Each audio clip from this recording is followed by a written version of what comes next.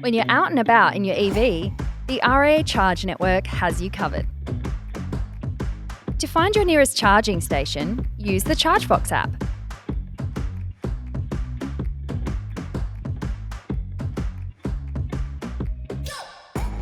When you arrive at a charging station, park in the designated spot, making sure that your cable can reach the charger.